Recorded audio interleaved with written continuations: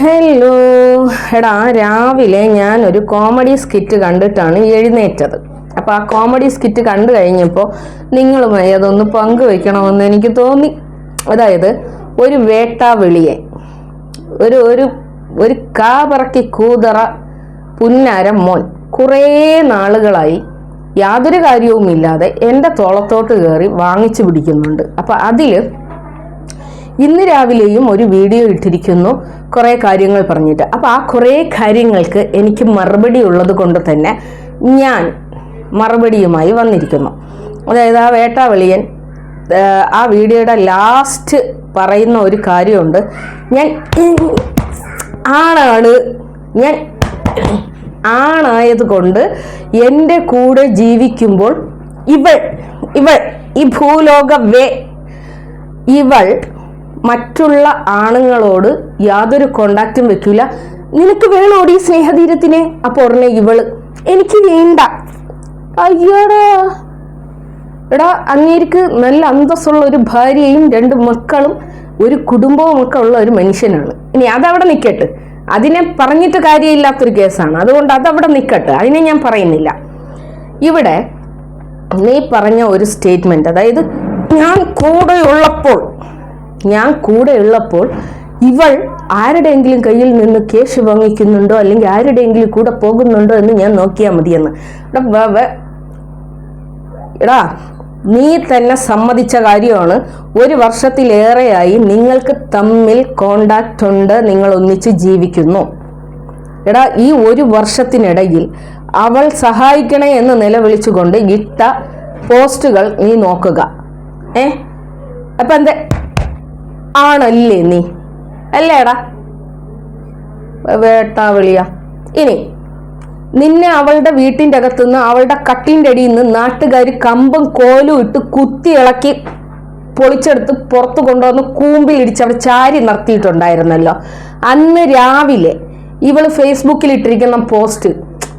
ഫേസ്ബുക്കിലിട്ടിരിക്കുന്ന video എന്തുവാ? അങ്ങനെ അവൾ എരന്ന് വാങ്ങിച്ച പൈസ കൈപ്പറ്റാനല്ലേടാ നീ അവളുടെ വീട്ടിൽ കയറി പോയത്? അവൾ എരന്ന് വാങ്ങിച്ച പൈസ അല്ലേ? എന്നെ പുന്നാരം മോനെ, അതവിടെ നിൽക്കട്ടെ. അപ്പോൾ ഈ പുന്നാര മോൻ കുറേ നാളുകളായി ഇങ്ങനെ പറഞ്ഞുകൊണ്ടിരിക്കുന്നു, ഞാൻ ആണാണ്. എടാ, ഇന്ന് വരെ നീ അവളെ ഈ പോലീസുകാരെല്ലാം കൂടി ചേർത്ത് അവളെ നിന്റെ തലയ്ക്കകത്തോട്ട് കെട്ടിവെച്ച അന്ന് മുതൽ ഇന്ന് വരെ നീ ചെയ്ത ജോലി എന്താണ്? നീ ജോലി ചെയ്ത് അവളെ പോറ്റി എന്ന് പറയാൻ എന്താണ് ഉള്ളത്? എന്താണ് ആണത്വം എന്ന് പറയണത്? എടാ, നീ പറയണം നിന്റെ ഭാര്യ എന്ന് പറയുന്ന ജുമൈല ഇന്ന് വരെ പരസ്യമായിട്ട് നിന്നെക്കുറിച്ച് യാതൊന്നും പറഞ്ഞുകൊണ്ട് രംഗത്ത് വന്നിട്ടില്ല. ആ സ്ത്രീയെ അവരുടെ അസുഖത്തിന്റെ പേര് പറഞ്ഞ് നീ എത്ര തവണ അപമാനിച്ചിരിക്കുന്നു? നീയാണാ? നീയാണാ? നിന്റെ കുഞ്ഞിനെ നൊന്ത് പ്രസവിച്ച ആ സ്ത്രീയെ ഒരു ലൈവിൽ നീ പറഞ്ഞിട്ടുണ്ട് അവൾക്ക് എഴുന്നേറ്റ് നിന്നൊന്ന് തൂറാൻ പോലും കഴിയില്ല എന്ന്. എടാ, എഴുന്നേറ്റ് നിന്നൊന്ന് തൂറാൻ കഴിയാത്ത അവളുടെ ശരീരത്തിൽ മേഞ്ഞ് നീ ഒരു കുഞ്ഞിനെ ഉണ്ടാക്കിയിട്ടുണ്ട്. അതാണാടാ ആണത്തം? നീ തന്നെ സമ്മതിക്കുന്നുണ്ട് നീ ഏതോ കേസിൽ പ്രതിയാണ് എന്ന്. നീ ഏതോ കേസിൽ പ്രതിയായപ്പോൾ നീ നിന്റെ ഭാര്യയെ വിളിച്ച് എന്നെ ഇതിൽ നിന്ന് രക്ഷിക്കുക എന്നല്ല പറഞ്ഞ്, എനിക്ക് പൈസ താ എന്നാണ് പറഞ്ഞത്. എനിക്ക് പണം താ, നിന്റെ വീട്ടുകാരോട് ചോദിച്ച് എനിക്ക് പണം താ എന്നാണ് പറഞ്ഞത്.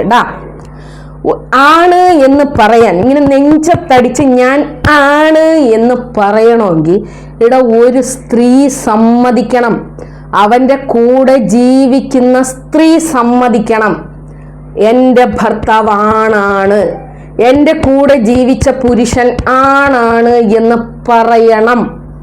നിന്റെ കുഞ്ഞിന് ജന്മം നൽകിയ സ്ത്രീയെ നീ ഇത്രയേറെ തെരുവിൽ വന്ന് ആക്ഷേപിക്കുമ്പോഴും അവളുടെ അസുഖത്തെ പറഞ്ഞ് നീ ആക്ഷേപിക്കുമ്പോഴും ഇന്ന് വരെ നിന്നെക്കുറിച്ച് ഒരു കാര്യവും പറയാൻ അവൾ രംഗത്ത് വന്നിട്ടില്ല എങ്കിൽ അവളാണ് ഭാര്യ, അവളാണ് സ്ത്രീ. ഇനി ഇതൊന്നും അല്ല ഞാൻ പറയാൻ വേണ്ടിയിട്ട് വരുന്നത്. എടാ, അവള് പറയണം നീ ആണാണ് എന്ന്. നീ കൊടുത്ത സ്നേഹവും നീ കൊടുത്ത പരിചരണവും നീ കൊടുത്ത പിന്നെ സംരക്ഷണവും ഒക്കെ സത്യമുള്ളതായിരുന്നു എങ്കിൽ ആ സ്ത്രീയെ ഉപേക്ഷിച്ച് നീ ഇങ്ങനെ തെരുവ് വേശ്യകൾക്ക് പിന്നാലെ പോകില്ലായിരുന്നടോ. അവൾ പറയണം നീ ആണാണ്, നീ പുരുഷനാണ് എന്ന്. നീ കൊടുത്ത സ്നേഹവും നീ എന്താണ് വിചാരിച്ചുകൊണ്ടിരിക്കുന്നത്? നിന്റെ കാലിൻ്റെ ഇടയിലുള്ള ചീള് കൊണ്ട് കിടക്കയിൽ കുത്തി മറിയുന്നതാണ് കുടുംബജീവിതമെന്നാണോ പൊന്നാരമുട്ടെ നീ കരുതിക്കൊണ്ടിരിക്കുന്നത്? അങ്ങനെയാണ് എന്ന് നീ കരുതുന്നത് കൊണ്ടാണ് നിന്റെ ഭാര്യ നീ ജയിലിലാണ് എന്ന് അറിഞ്ഞിട്ട് പോലും തിരിഞ്ഞു നോക്കാതിരുന്നത്. എടാ, നീ ഒരാണ് എന്നുള്ള രീതിയിൽ വൻ പരാജയമാണ്. ആ ഭാര്യ നീ ജയിലിലാണ് എന്ന് അറിഞ്ഞിട്ട് പോലും നിന്നെ തിരിഞ്ഞു നോക്കിയില്ല എങ്കിൽ നീ ആണ് എന്നുള്ള രീതിയിൽ വലിയ പരാജയമാണടോ. ഇനി ഇപ്പോഴും വന്നിരുന്ന് പിന്നെ നിന്റെ കൂടെ ജീവിക്കുന്ന അല്ലെങ്കിൽ നിന്റെ ഭാര്യ ജീവിച്ചിരിക്കുന്ന സമയത്ത് നിന്റെ ഭാര്യ കോണ്ടാക്ട് ചെയ്ത സ്ത്രീയാണ് നിന്റെ അടുത്തിരിക്കുന്ന ആ സ്ത്രീക്ക് നീ 500 രൂപ വെച്ച് ചെലവിന് കൊടുത്തു എന്ന് പറയുന്നു. അതേസമയം നിന്റെ സ്വന്തം കുഞ്ഞിനെ നോക്കുന്ന സ്ത്രീക്ക് ചെലവിന് കൊടുക്കാൻ അവൾക്ക് ഗൂഗിൾ പേ ഇല്ല എന്ന് പറയുന്നു. ഇതാണോടാ ആണത്തം? ഇതാണോ ആണത്തം എന്ന് പറയുന്നത്? നീ ഭയങ്കര നെഞ്ചത്തടിച്ചിട്ട് ആണ് എന്ന് പറയുന്നുണ്ടല്ലോ. എടാ, സ്വന്തം കുഞ്ഞിന് ചെലവിന് കൊടുക്കാൻ കഴിയാത്ത നീ ഏത് ആണാണടാ. ഇനി അതൊക്കെ അവിടെ നിൽക്കട്ടെ. സ്വന്തം ഭാര്യയാണ് പറയേണ്ടത് എൻ്റെ ഭർത്താവ് ആണാണ്, എൻ്റെ ഭർത്താവ്. അവള് തന്ന സ്നേഹം നീ ഇപ്പൊ പറയുന്നില്ലേ, അവള് ഭയങ്കര സ്നേഹം തന്ന് ഞാൻ നിന്നെ സ്നേഹിച്ചില്ല എന്ന് നീ പറന്ന്. അവള് നിന്നെ സ്നേഹിച്ചതോ നീ അവളെ സ്നേഹിച്ചതോ സത്യമായിരുന്നു എങ്കിൽ ഇതുപോലൊരു ഞാൻ അതിനെക്കുറിച്ചൊന്നും ഞാൻ പറയുന്നില്ല. അതൊക്കെ അവരവരുടെ കാര്യങ്ങളാണ്. അതവിടെ നിൽക്കട്ടെ. പിന്നെ പൊന്നാരക്കട്ട കുറെ നാളുകളായിട്ട് പറയുന്നുണ്ട് അവളെ ഞാൻ കുത്തിക്കൊല്ലും, കുത്തി മലത്തിയിട്ട് ഞാൻ ജയിലിൽ പോയി കിടക്കും. അന്തസ്. അതാണ് എടാ ആണത്തം എന്ന് പറയണത്. എടാ, ആണത്തം എന്ന് പറയണത് എന്താണ്? പെന്നപ്പ്. അതേ കണക്ക് എന്നെ ഒറ്റയ്ക്ക് വിളിക്കുന്നു, നിന്റെ നമ്പറിലേക്ക് വിളിച്ചിട്ട് നിന്നെ കാണാൻ ഒറ്റയ്ക്ക് വരണം എന്ന് പറയുന്നതാ ആണത്തം എന്ന് പറയുന്നത്. എടാ, നീ ഏത് വയറ്റിലടാ ജനിച്ചത്? നീ ഉമ്മാന്റെ വയറ്റിൽ തന്നെയാണോ ജനിച്ചത്? അതാ വല്ല കഴുതയുടെ വയറ്റിലുമാണോ അവിടെ ജനിച്ചത്? കഴുത എങ്ങാനും കേട്ടിട്ടുണ്ടെങ്കിൽ ഇപ്പൊ കഴുത പോയി സൂയിസൈഡ് ചെയ്തേനെ. അയ്യോ, എൻ്റെ വയറ്റിൽ ഇതുപോലൊരു സാധനം ജനിച്ചെന്ന് നിങ്ങൾ പറഞ്ഞല്ലോ എന്ന് പറഞ്ഞു. നീ എന്നെ കുത്തിക്കൊന്ന്. ഈ കുത്തിക്കൊല്ലാനും മാത്രമുള്ള തെറ്റ് ഞാൻ എന്താണ് ചെയ്തത്? നിന്റെയൊക്കെ കളവ് പുറത്താക്കിയതാ. ഇപ്പൊ കൂടി നിന്റെ ഒരു വലിയ കളവാണ് ഞാൻ പുറത്തു വിട്ടത്. അതായത് നീ ഒരു ക്രിമിനലാണ് എന്നുള്ളത്. എടാ, ഒരു ക്രിമിനലാണ് നീയും നിന്റെ കൂടെയുള്ള ആ സ്ത്രീയും എന്നുള്ളത് തന്നെയാണ് ഞാൻ ഇവിടെ സമർത്ഥിച്ചു കൊണ്ടേയിരിക്കുന്നത്. അതായത് മറ്റുള്ളവരെ ഭീഷണിപ്പെടുത്തിയും മറ്റുള്ളവരെ കൊല്ലുമെന്ന് പറഞ്ഞു, കൊല്ലും, വേണ്ടി വന്നാൽ നീയൊക്കെ കൊല്ലും എന്ന് തന്നെയാണ് ഞാൻ ഇവിടെ സമർത്ഥിച്ചുകൊണ്ടിരിക്കുന്നത്. അപ്പോഴും ഞാൻ പറഞ്ഞ കാര്യങ്ങൾ സത്യമാണ് എന്നാണ് നീ ഇവിടെ തെളിയിച്ചുകൊണ്ടിരിക്കുന്നത്. നീ എന്നെ കൊല്ലും. നീ എന്നെ കൊന്നു കഴിഞ്ഞിട്ട് നീ 5-8 ദിവസം നീ ജയിലിൽ കിടക്കും. ജയിലിൽ കിടന്ന് കഴിഞ്ഞിട്ട് നീ പുറത്തിറങ്ങി കഴിഞ്ഞിട്ട് എടാ വേട്ടാവെളിയാ, ഒരു പെണ്ണിനെ കുത്തിക്കൊന്നവൻ എന്നുള്ള ലേബലോടുകൂടി നീ മരിക്കുന്നത് വരെ ജീവിക്കും. നിന്റെ കളവുകൾ പുറത്തു കൊണ്ടുവന്ന ഒരു ചങ്കൂറ്റമുള്ള സ്ത്രീയെ കുത്തിക്കൊന്നവൻ എന്ന ലേബലിൽ നീ ഈ ജീവിതകാലം മുഴുവൻ ജീവിക്കും.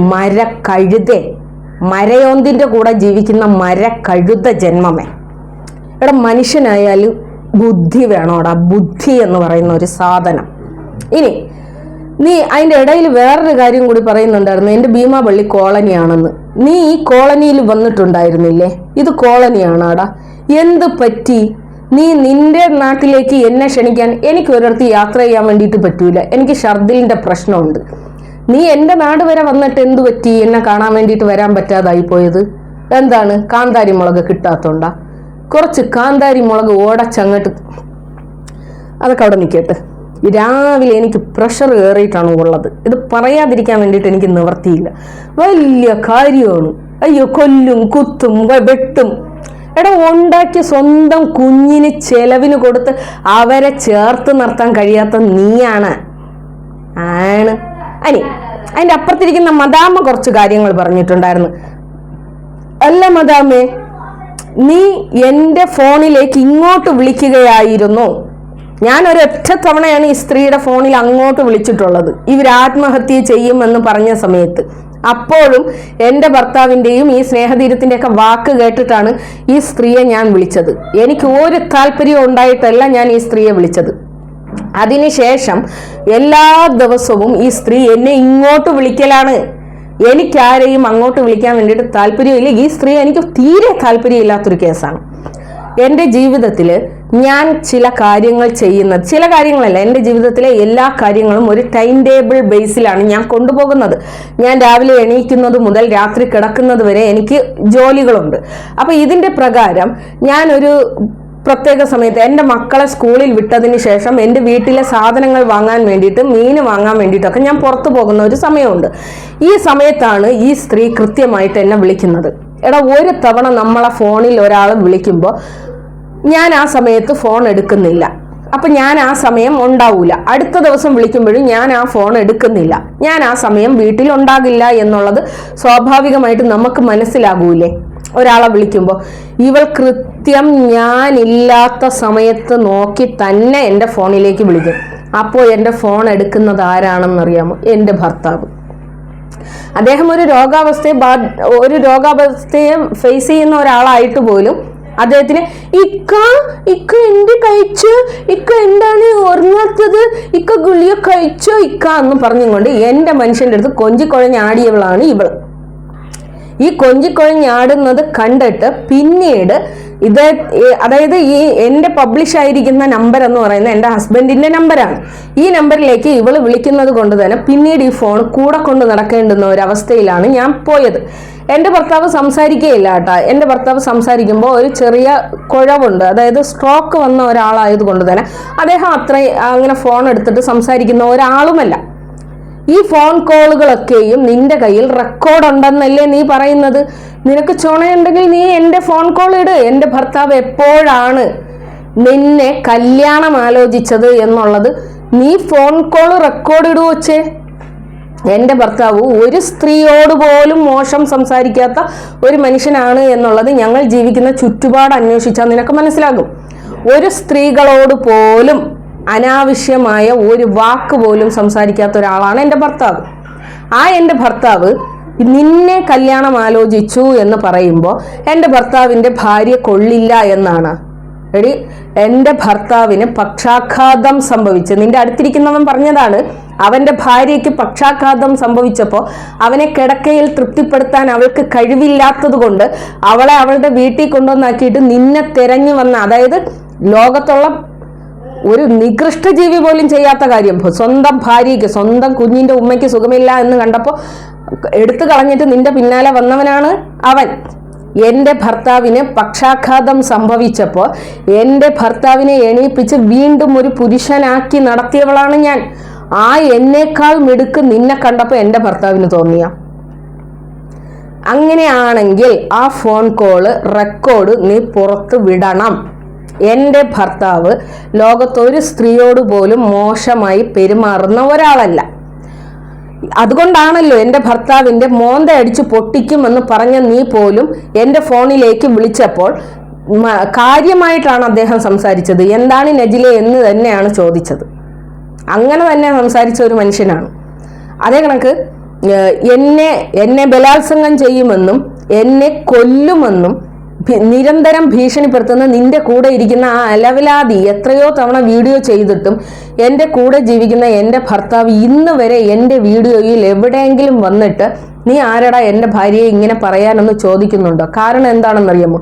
പെങ്കൂസന്മാരോട് സംസാരിച്ചിട്ട് കാര്യമില്ല എന്നാണ് അദ്ദേഹം സംസാരിക്കുന്നത്. അദ്ദേഹം പറയുന്നത്, ഇവനോടൊന്നും എനിക്ക് സംസാരിക്കേണ്ട കാര്യമേ ഇല്ല, അത് നീ ആയിട്ട് അങ്ങോട്ട് തീർത്തോ എന്നാണ് പറയുന്നത്.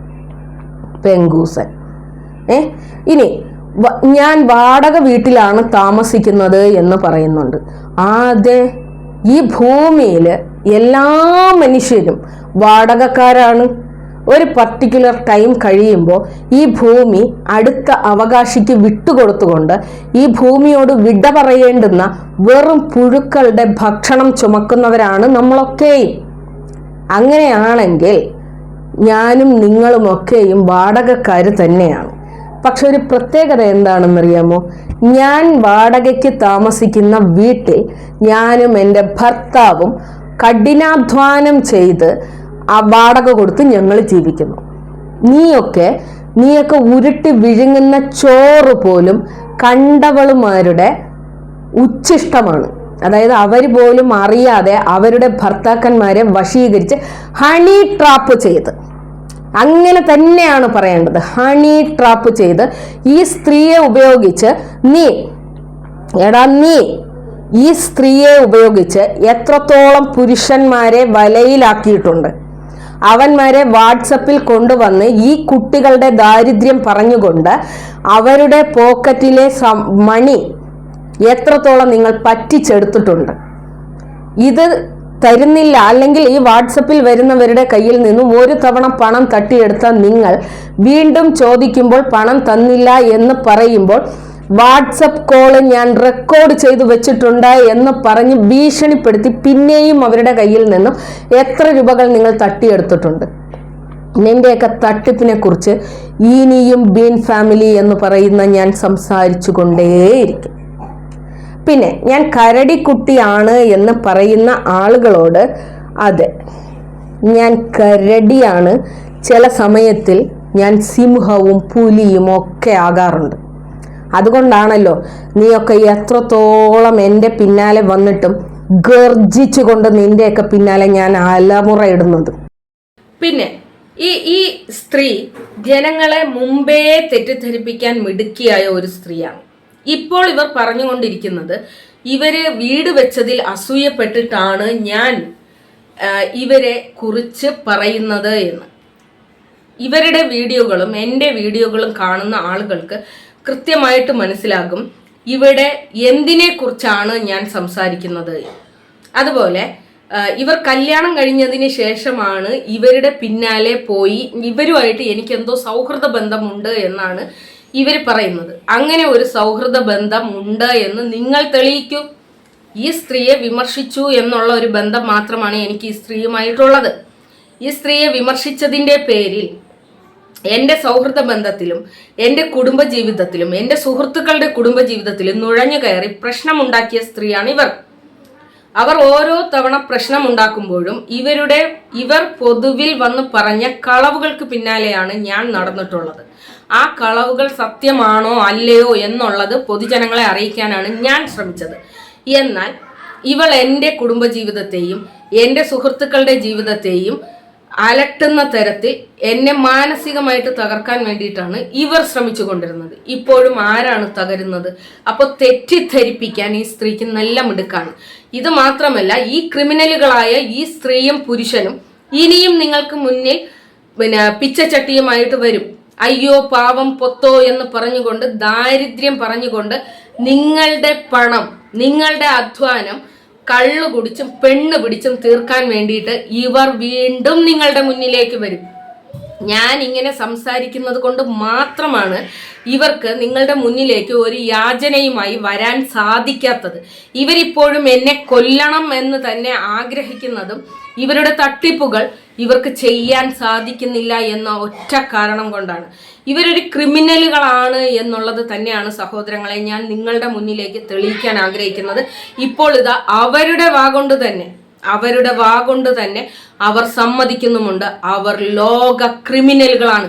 അയാൾ മാത്രമല്ല ഈ സ്ത്രീയും വമ്പൻ ക്രിമിനലായിട്ടുള്ള ഒരു സ്ത്രീയാണ്. സൂക്ഷിച്ചാൽ നിങ്ങൾ ദുഃഖിക്കേണ്ട. നിങ്ങളുടെ കുടുംബജീവിതം ഇവരുടെ കാൽ കീഴിൽ കൊണ്ടുവന്ന് വെച്ച് നിങ്ങൾ തന്നെ അപകടത്തിലാകാതിരിക്കാൻ നിങ്ങൾ ശ്രദ്ധിക്കുക.